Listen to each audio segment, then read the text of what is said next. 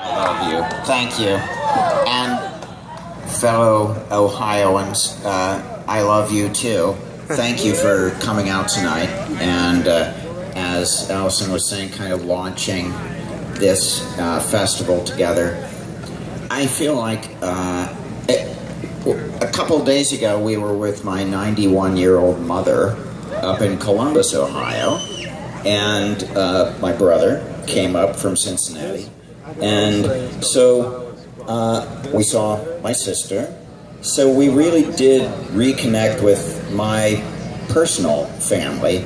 And so coming back to Ohio and the Hocking Hills, where I used to love as a child and where I connected with Native American culture for the first time, that really astonished me. I came to the Serpent Mound, not that far away from here, and saw something that I'd never seen before. It was a work of art, a sculpture that was kind of like an implant, like people do tattoo like implants and stuff now, but it was like an earth implant, you know. And what I've learned is that the egg that serpent has in its mouth is pointed toward the summer solstice sunrise, I believe, and or is it sunset? I'm not sure. It might be the it is a ceremonial spot, most certainly, and in Egyptian culture and in many of the great, if not all of the great traditions, there's been a celebration of the summer solstice, which this is. This, you know, say what you will, the family roots is taking us back deep into the family, beyond just those of us who know each other or may be related, you know. The old-time religion. Exactly. That's what we're talking about. We're talking about the real old-time religion. Now, my artwork, I feel, has sent out tentacles to different subcultures who connect with my work in a very deep and personal way. For people who are meditators, people who have been into yoga, people who have been doing a spiritual practice that enables them to have a sense of divine interconnectedness. Many of these people, you know, no matter what kind of subculture, then there's the sacramental, what I call the sacramental connection. And because I was a young, I'd say nearly suicidal person of 21 years, and I was so desperate, I had kind of bought into the materialist worldview, where exactly there's no God. There's only the what we think, and nothing. There's no moral compass, and all of these things that just were kind of devastatingly hollow and empty. It made life seem absurd. And so my first contact with Sacrament was in Allyson's apartment in 1975, just about 39 years ago. And that was my first contact with LSD. And it converted me from a kind of nihilistic character to a transcendental kind of mystic, because in my head, when I closed my eyes, and I've never had another trip like this, but I was in a dark tunnel, but curling around and you could see right on the other side was the brightest light. There was a kind of spiralic tunnel, like a conch shell, and a mother of pearl kind of surface. And that light was the divine. That light was God, love, something infinite, something beyond, something that was transforming as an energy. And so, since that was possible, infinite love was possible, I could see the light, but I realized I was in the dark. So that was my path. I was in the dark, but I was going toward the light. And I could see that what was uniting all these polarities was all the shades of gray.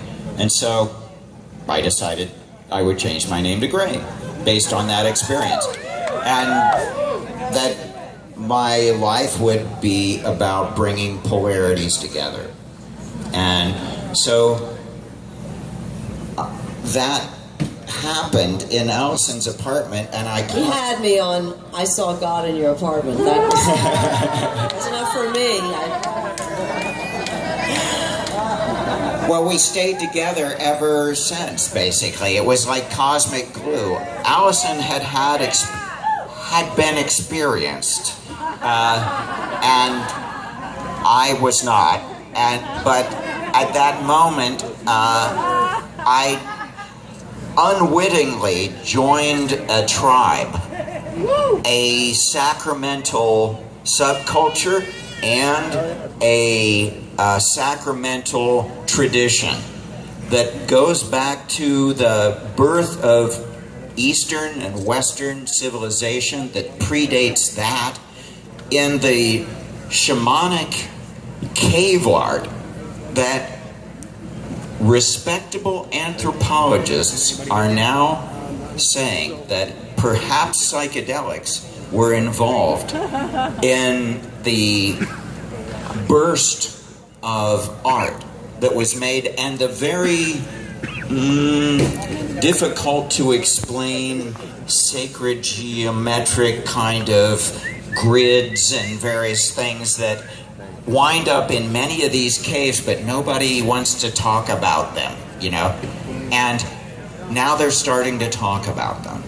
And it's not just Terence McKenna talking about them, it's his ideas and deeper research into the shamanic roots of humanity have led most of the scholars in this area to agree that there has been a sacramental underpinning for practically all of much of human civilization. And it's only been demonized and driven underground over these last couple thousand years. But if we go back before that, at least to the caves of Turkey, this was one of the first places where you see absolutely for certain there's cave art of cattle.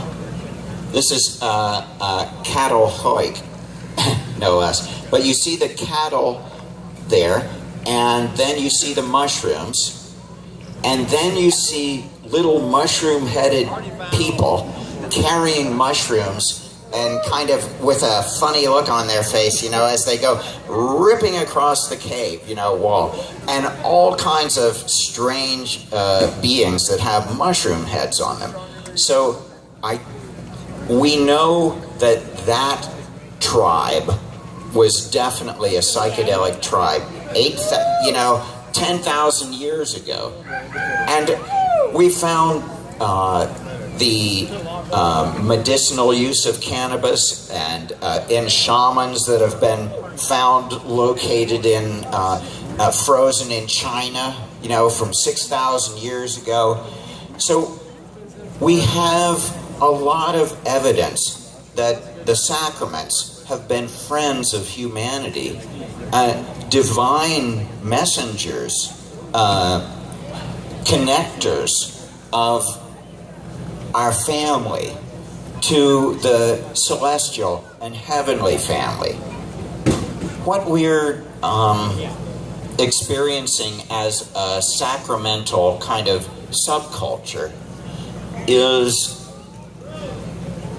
a kind of oppression that has come about because we live in an anti-sacramental society. And it is in the process, I believe, of shifting. And these gatherings are part of the strength of our community in being able to gather together and to affirm each other's explorations and responsible investigations and spiritual connectedness to a divine reality that is way beyond any kind of well, it's what makes people willing to risk the the penalties. We don't even, I suppose talking about it so much sounds like promoting, but there are many people who should stay away from sacraments, actually. You know, there are people who are kind of diagnosed as borderline, personalities and things like that. Some people who might be very attracted to using these substances, and it might catalyze some kind of process that would be hard to recover. And I say that this is why, I started when I started, which, and then you started when you started. It's kind of like we all have to know if it's our time or not. And it's not always your time, and nobody's telling you to do it or not to do it. It's just, first of all, it's a tolerance issue.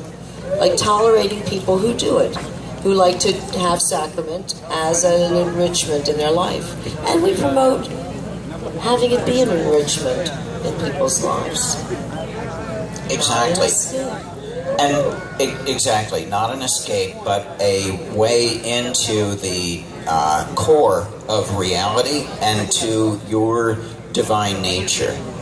Now, one of the only sacraments that has been scientifically analyzed now twice and proven with the same statistical results to elicit the mystical experience is psilocybin.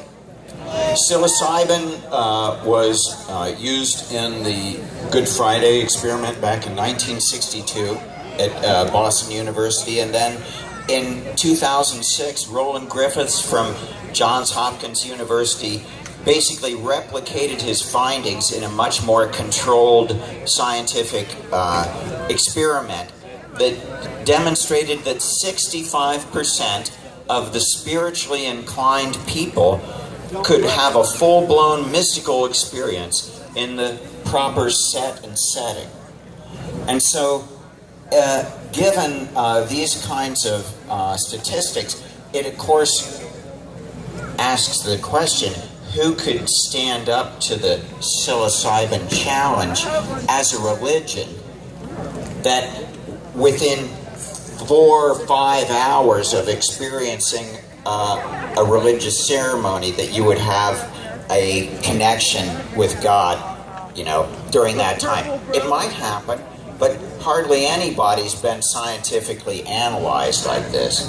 And at least you can see why the UDV and the Santo Daime, those are the ayahuasca churches that use the ayahuasca is the fusion of DMT and harmine, or harmaline is a tea that's brewed. I imagine everyone here knows what ayahuasca is.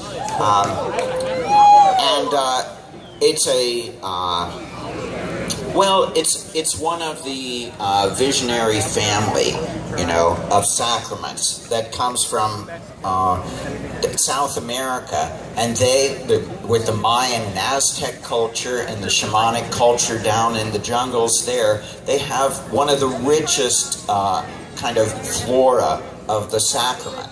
And then you'd have to say the peyote and stuff that is spread throughout North America, and the cubensis that you know, grows in cow pastures and things around the world, you know, is one of the ways that humanity has been connecting.